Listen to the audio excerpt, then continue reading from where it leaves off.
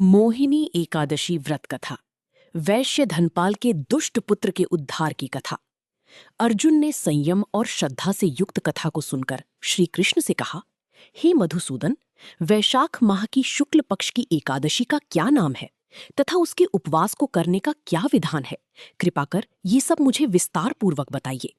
श्री कृष्ण ने कहा, हे अर्जुन, मैं एक पौराणिक कथा सुनाता हूँ जिसे महर्षि वशिष्ठ जी ने श्री रामचंद्र जी से कहा था। उसे मैं तुमसे कहता हूँ, ध्यान पूर्वक श्रवण करो। एक समय की बात है, श्री राम जी ने महर्षि वशिष्ठ से कहा, हे गुरुश्रेष्ठ, मैंने जनक नंदिनी सीता जी के वियोग में बहुत कष्ट भोगे हैं, अतः मेरे कष्टों का नाश किस प्रकार होगा?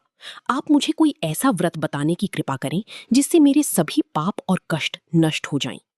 महर्षि वशिष्ठ ने कहा, हे श्री राम, आपने बहुत उत्तम प्रश्न किया है। आपकी बुद्धि अत्यंत कुशाग्र और पवित्र है। आपके नाम के स्मरण मात्र से ही मनुष्य पवित्र हो जाता है। आपने लोकहित में ये बड़ा ही उत्तम प्रश्न किया है। मैं आपको एक एकादशी व्रत का महात्म्य सुनाता हूँ। वैशाख माह की शुक्ल पक्ष की एकादशी का नाम मोहिनी एकादशी है। इस एकादशी का उपवास करने से मनुष्य की सभी पाप तथा क्लेश नष्ट हो जाते हैं। इस उपवास के प्रभाव से मनुष्य मोह के जाल से मुक्त हो जाता है। अतः हे राम, दुखी मनुष्य को इस एकादशी का उपवास अवश्य ही करना चाहिए। इस व्रत के करने से मनुष्य के सभी पाप नष्ट हो जाते हैं। अब आप इसकी कथा को श्रद्धा पूर्वक सुनिए। प्राचीन समय में सरस्वती नदी के किनारे भद्रावती नाम की एक नगरी बसी हुई थी। उस नगरी में द्युतिमान नामक राजा राज्य करता था। उसी नगरी में एक वैश्य रहता था जो धन धान्य से पूर्ण था। उसका नाम धनपाल था। वह अत्यंत धर्मात्मा तथा नारायण भक्त था।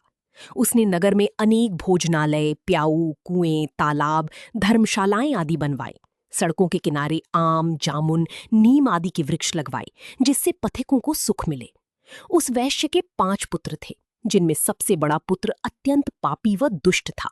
वह वेश्याओं और दुष्टों की संगति करता था। इससे जो समय बचता था उसे वह जुआ खेलने में व्यतीत करता था।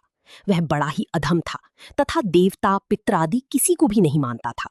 अपने पिता का अधिकांश धन वह बुरे व्यसनों में ही उड़ाया करता था। मद्यपान तथा मांस भक्षण करना उसका नित्य कर्म था। जब अत्यधिक समझाने बुझाने पर भी वह सीधे रास्ते पर नहीं आया तो दुखी होकर उसके पिता, भाइयों तथा कुटुंबियों ने उसे घर से निकाल दिया और उसकी निंदा करने लगे। घर से निकलने के पश्चात वह अपने आभूषणों तथा वस्त्रों को बेच बेच कर अपना जीवन यापन करने लगा। धन नष्ट हो जाने पर वेश्याओं तथा उसके दुष्ट साथियों ने भी उसका साथ छोड़ दिया। जब वह भूख प्यास से व्यथित हो गया तो उसने चोरी करने का विचार किया तथा रात्रि में चोरी करके अपना पेट पालने लगा। किंतु एक दिन वह पकड़ा गया, परंतु सिपाहियों ने वैश्य का पुत्र जानकर छोड़ दिया। जब वह दूसरी बार पुनः पकड़ा गया तब सिपाहियों ने भी उसका कोई लिहाज नहीं किया तथा राजा के सामने प्रस्तुत करके उसे सारी बात बताई। तब राजा ने उसे कारागार में डलवा दिया।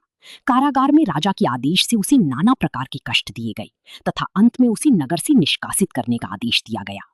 दुखी होकर उसे नगर छोड़ना पड़ा। अब वो वन में पशु पक्षियों को मारकर पेट भरने लगा।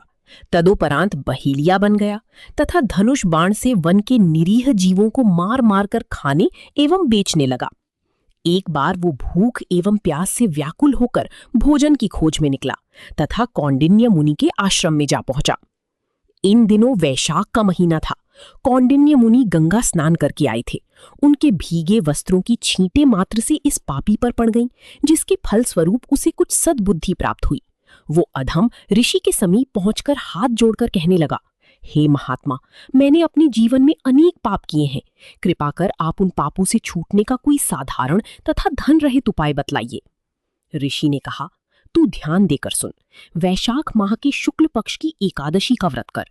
इस एकादशी का नाम मोहिनी है। इसका उपवास करने से तेरे सभी पाप नष्ट हो जाएंगे। ऋषि के वचनों को सुन वो बहुत प्रसन्न हुआ और उनकी बतलाई हुई विधि के अनुसार उसने मोहिनी एकादशी का व्रत किया।